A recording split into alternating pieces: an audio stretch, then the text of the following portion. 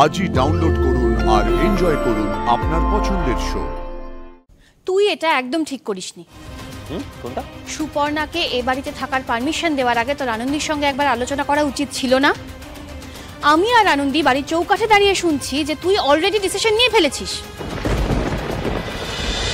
মেডিনেস সবসময় আমাকে প্রোটেক্ট করেছে, আমার পাশে থেকেছে। এবারে কি মেডিনেসটা আমার পাশে থাকবে না? চিফ, আপনি একবার বলুন, আমার মেয়ের রোগের কি চিকিৎসা সম্ভব? এখানে কি সম্ভব? মেডিনেসটি কি আমার মেয়ে সুস্থ হবে? আপনি প্লিজ বলুন না, আমার মাথা একদম কাজ করছে না। আপনি একবার বলুন আমার মেয়ে মেডিনেসটি সুস্থ হয়ে যাবে, তাহলে আমি আমার মেয়েকে কিছুতেই ছাড়বো না, কিছুতেই আমেরিকা যেতে দেবো না ওকে। আমি শেষ অবধি লড়াই করব। সুপর্ণা, আমরা সবাই তোমার পাশে আছি, মেডিনেস্টে সবাই তোমার পাশে আছে। তুমি একদম টেনশন নিও না, তুমি এটা একদম ভাববে না যে মেডিনেস্টে তোমার মেয়ের ট্রিটমেন্ট হবে না, ও সুস্থ হবে না। এই তো মোক্ষম কথাটা বলেই দিয়েছে, দিদির চিকিৎসা এখানেই হবে। দুপুরের পর থেকে ওর যা প্যারামিটার্স, তাতে করে সেটাকে যদি আমরা কনসিডার করি তাহলে ওকে হসপিটালে রাখার আর কিছু নেই, আমরা বাড়িতে রেখেই ট্রিটমেন্টটা করতে পারি। আপনি সত্যি বলছেন চিফ? ওকে বাড়িতে রাখা যাবে? হ্যাঁ, নিশ্চয়ই যাবে, কিন্তু তার থেকেও বড় কথা হলো এই বিষাক্ত কেমিক্যালটা আসছে কোথা থেকে। আমি জানি না চিফ, আমি কিচ্ছু বুঝতে পারছি না। এক্স্যাক্টলি, ওটাই তো বুঝতে হবে। প্রয়োজন পড়লে 24 ঘন্টা দিদির ওপর নজর রাখতে হবে, তাই না?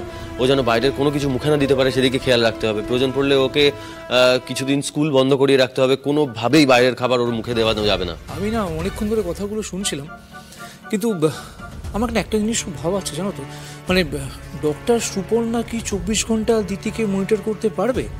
কারণ ওনাকে তো মেডিনেস্টও আসতে হবে, আর আমি যতদূর যা শুনেছি যে উনি ঘরে বাইরে সবটা একা সামলান। হ্যাঁ, আমাকে সবটা একাই সামলাতে হয়। হ্যাঁ, কিন্তু লোক রেখেও তো খুব একটা লাভ কিছু হবে না। আর আপনি যেভাবে আপনার স্বামীকে নিয়ে চিন্তায় আছেন, মানে আমি ওনার সম্বন্ধে যা শুনেছি, উনি যখন তখন বাড়িতে চলেও আসতে পারেন, আর দিতিকে লোকজন দিয়ে যদি তুলিয়ে নিয়ে যায় আপনার তো কিছুই করার থাকবে না। হ্যাঁ হ্যাঁ, ঠিক বলেছেন আপনি, এটা তো হতেই পারে। আমি তো তাহলে কিচ্ছু করতে পারবো না। একা মানুষ কি করে কি করবে বলো তো? এক্স্যাক্টলি। আর এ তো আমাদের বাড়িও না যে সব সময় 2-4 লোকজন থাকবে। আর এই বাড়িতে যখন তখন তো কেউ ঢুকে আসতেও পারে না, তাই না? আর সেই, আর থানাও তো খুব কাছাকাছি আমাদের বাড়ি, মানে যে কোনো মুহূর্তে যদি প্রয়োজন হয় তাহলে পুলিশও চলে আসবে। হ্যাঁ, আমার মনে হয় দাদাভাই একদম ঠিক কথাই বলেছে। আমরা বাড়িতে এতজন মেম্বার আছি, তার মধ্যে বেশিরভাগটাই তো ডাক্তার। আমার মনে হয় তুমি দিদিকে নিয়ে অন্য কোথাও থাকার দরকার নেই। যতদিন না দিদি সুস্থ হচ্ছে, তুমি দিদিকে নিয়ে আমাদের বাড়িতেই থাকো, আমাদের সঙ্গে থাকো। কাজ হয়ে গেছে, এটার জন্যই তো এত কথা বলা। যাক বাবা, তাহলে এই বাড়িতে একটা ফুটফুটে ছোট্ট বাচ্চা মেয়ে আসছে, যে কিনা সারা বাড়িতে গুটি গুটি পায়ে খেলে বেড়াবে, আর আমাকে আদো আদো করে ঠাম্মি বলে ডাকবে। খুব ভালো, খুব ভালো হয়। শুনলে তো, তাহলে সব ফাইনাল হয়ে গেল। তুমি আপাতত দিদিকে নিয়ে আমাদের সঙ্গে এই বাড়িতেই থাকছো, ঠিক আছে?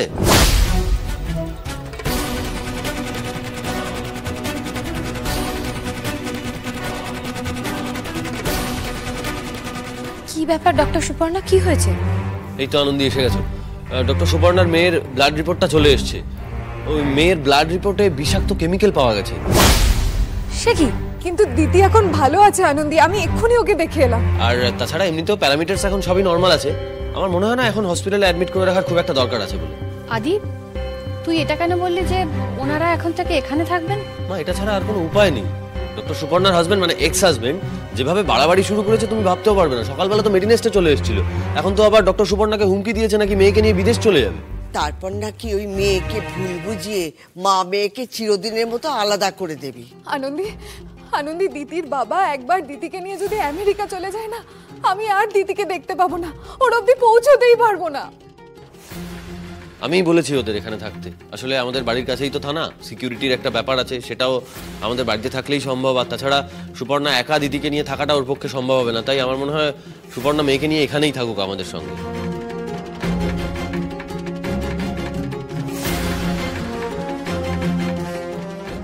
না চিফ, এটা হতে পারে না। আমি এতদিন একা ছিলাম, সবটা নিজের দায়িত্বেই সামলেছি। এভাবে আপনাদের বাড়িতে না না চিফ, আমি পারবো না।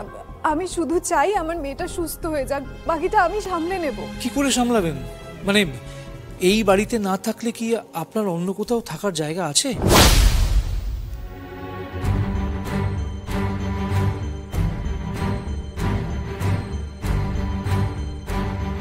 ডক্টর সুপর্ণা, প্লিজ চুপ করে থাকবেন না, একটু খুলে বলুন সবাইকে, না বললে তো সলিউশন আসবে না। আপনি এত কিছু কি করে জানলেন দাদা? দিদিকে যখন এমার্জেন্সিতে নিয়ে গেল তখন তো আপনি একবারও দেখতে যাননি, আপনি তো আমার সাথে দাঁড়িয়েছিলেন। উল্টে আদি কেন গেল তাই নিয়ে আপনি প্রশ্ন করছিলেন। বাবা, আপনি এত কনসার্ন দিদিকে নিয়ে? ডক্টর সুপর্ণা, আপনি প্লিজ কিছু মনে করবেন না। আমি কিন্তু আপনার টেলিফোনে কথাবার্তাটা শুনেছি এবং তারপরে আপনাকে হেল্পলেস হয়ে যেতেও দেখেছি। তাই আমি বলছি যে আপনি প্লিজ সবটা খুলে বলুন। আসলে আমি আর দিদি যেই বাড়িটায় থাকতাম সেই বাড়িটা আমার আর দিদির বাবার জয়েন্ট প্রপার্টি ছিল, কিন্তু এখন দিদির বাবা জাল করে বাড়িটা পুরোটাই নিজের নামে করে নিয়েছে। এখন আমি কিছুতেই প্রমাণও করতে পারবো না যে বাড়িটা আমারও নামে ছিল। দিদির বাবা চায় আমি বাড়িটা ছেড়ে দিই। ছি ছি ছি ছি ছি। নিজের সন্তানকে কেউ এভাবে বাড়ি ছাড়া করতে পারে? দিদির বাবা আসলে ডেসপারেট, যেন তেন প্রকারেণ দিদিকে ও চায়। ও এই কাজটা করেছে যাতে কোর্টে প্রমাণ হয় আমি মা হিসেবে অযোগ্য, নিজের মেয়েকে মাথা গোজার ছাদ অবধি দিতে পারি না। আর এই কথাটা যদি কোর্ট একবার শোনে তাহলে কাস্টাডি তো অটোমেটিক্যালি দিদির বাবাকেই দিয়ে দেবে।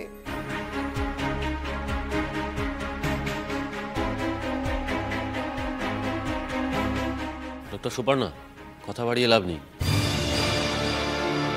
দিদিকে এখনই রিলিজ করে দেওয়া হবে। আপনি নার্সিংহোমে যান, ওখান থেকে দিদিকে নিয়ে আপনি আপনার বাড়িতে যান, সমস্ত জিনিসপত্র নিয়ে এখনই এই বাড়িতে চলে আসুন। আপনারা দুজনে এখানে থাকলে দুজনেই সেফ থাকবেন। হ্যাঁ ঠিকই তাই ডক্টর সুপর্ণা, আপনি বরং দিদিকে নিয়ে এখানে চলে আসুন, সেটাই ভালো হবে। শোনা, তুমি যাও একটু গেস্ট রুমটা রেডি করে দাও। হ্যাঁ, আমি রেডি করে দিচ্ছি। যাও মা যাও, তাড়াতাড়ি করে গিয়ে মেয়েটাকে নিয়ে এসো তো। ও আসলে আমরা দুটি মিলে লুডো খেলবো, গপ্প করব। যাও মা যাও, আর দেরি করো না। ব্যাস হয়ে গেল। ঠাম্মি যখন বলে দিয়েছে তখন তো আর না বলার কোনো জায়গাই নেই। দেখুন, আমরা যা করছি সেটা দিদির ভালোর জন্যই করছি। এইটুকু তো আমরা সবাই মিলে ওর জন্য করতেই পারি, তাই না? আমি আসছি, দিদিকে নিয়ে আসছি। আমি ঘরটা রেডি করছি।